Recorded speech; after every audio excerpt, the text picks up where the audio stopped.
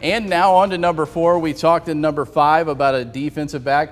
So let's move to the offensive side of the ball. I'll go ahead and spill the beans here. We're going to go with wide receiver Kaylon Geiger. Why do you think Geiger is number 4 on the list that we helped compile? We actually talked in the office and we figured out who would be number 4 in the top transfers. Well, Geiger was very productive at Troy before coming over to Texas Tech.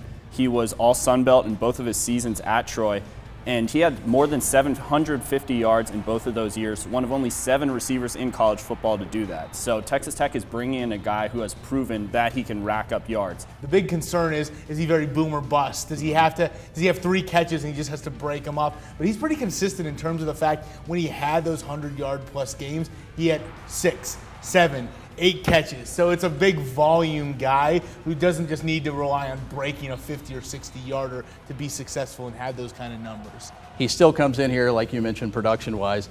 If he was on this roster last year, I know I go back to that. I know it's a Sun Belt team, but still, he has more receptions than anybody else on this Texas Tech roster, and he's in the top 3 when it comes to receiving yards and touchdowns as well. I mean, he played BYU and Coastal. We're not going to talk about the BYU game because we're keeping it positive here on this countdown. But the Coastal game, he had over 100 yards against one of the better teams I think you could make an argument for in college football. So to be able to do that against a team like Coastal, which probably would have been in the college football playoff if it was 12 teams.